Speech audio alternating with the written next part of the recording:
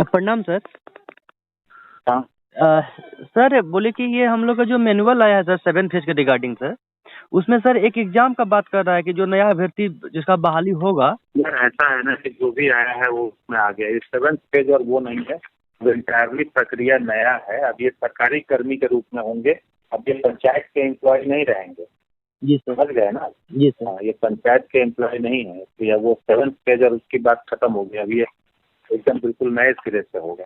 ठीक है ना? जी सर। तो सर हम लोग का बहाली नहीं हुआ है सर, हम लोग 7 फेज के कैंडिडेट जिसका थे। भी नहीं हुआ सबका इसी से होगा, सबका इसी से होगा। मतलब सबको एग्जाम देना होगा सर। हाँ हाँ हाँ, ठीक है। Thank you sir.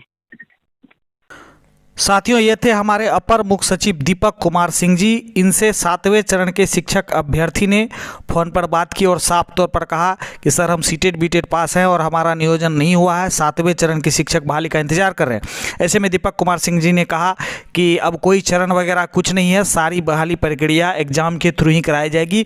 अब सभी लोग राज्यकर्मी होंगे और तमाम जो सुविधाएँ हैं उनको मिलेगी।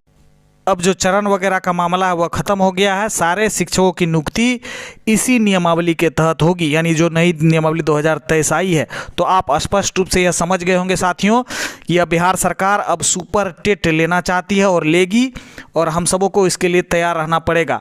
ऐसे में सभी सीटेट बीटेट एस्टेट पास सभी अभ्यर्थी जो 1 से 12 की विज्ञप्ति की इंतजार कर रहे थे, वे सभी समझ जाए कि अब जो आप सीटेट बीटेट एस्टेट पास किए हुए हैं जो पहले से, उनको अब प्री माना जाएगा और सुपर टेट जो होगा उसको मुख्य परीक्षा माना जाएगा और उसी के आधार पर मेरिट का निर्माण होगा।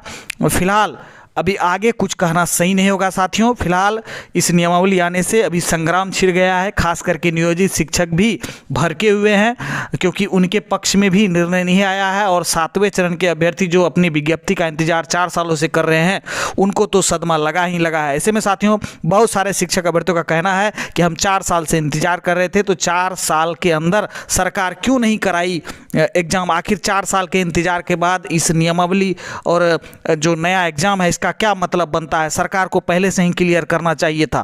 ऐसे में सभी अभ्यर्थियों का मानना है यह सरकार का एकमात्र छलावा है। यह सरकार इस बहाली को चुनावी बलि देना चाहती है और ये क्या गारंटी है कि सरकार कह रही है कि हम सुपर टेट लेंगे, तो क्या सुपर टेट समय पे हो पाएगा? क्या गारंटी है कि 6 महीने के अंदर सारा एग्जाम करवा लिया जाएगा? क्या गारंटी है कि क्वेश्चन आउट नहीं होंगे? क्या गारंटी है कि सेटिंग नहीं होगा? क्या गारंटी है कि इसी बहाली प्रक्रिया में हो सकता है नया सरकार आ जाए फिर नया बात हुआ बोले? ये तमाम तरीके की समस्याएं हैं शिक्षक अभ्यर्थियों के साथ। इसलिए शिक्षक अभ्यर्थी इस बात से नहीं डरे हुए हैं कि उनको एग्जाम देना पड़ेगा, बशर्ते जो मेरिट से सीटेट बीटेट एस्टेट पास किए हैं वो तैयार है एग्जाम के लिए। लेकिन सरकार इस बात का जवाब दे कि आखिर शिक्षक अभ्यर्थियों को 4 साल से मानसिक प्रताड़ना क्यों झेलना पड़ा? क्यों आखिर सरकार वादा खिलाफी करी? जब शिक्षा मंत्री ने एक बार कह दिया कि एग्जाम नहीं कराएंगे, तो फिर क्यों आज एग्जाम पर बात आ चुकी है? ऐसे में यह पहले से कह देते तो शिक्षक अभ्यर्थी जो लगातार पटना के सड़कों पर लाठियां खाएं, वो लाठी नहीं खाते, एग्जाम की तैयारी करते, आप एग्जाम लेते। स्पष्टता से बातें क्यों नहीं कहे?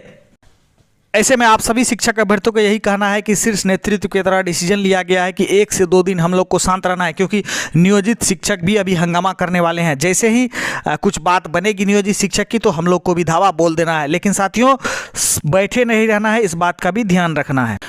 फिलहाल इससे यही पता चलता है साथियों कि सरकार यह बहाली टालना चाहती है। सरकार का एजेंडा यही है, लोकसभा 2024 और विधानसभा 25 तक बहाली को ले जाना, 2-3 साल बहाली को डिले करना और आम अभ्यर्थियों को ठगना। ये साफ स्पष्ट हो चला है। इसलिए सभी शिक्षक अभ्यर्थी कहना चाहेंगे एकजुट रहिए और जैसे ही जो होगा जल्द फैसला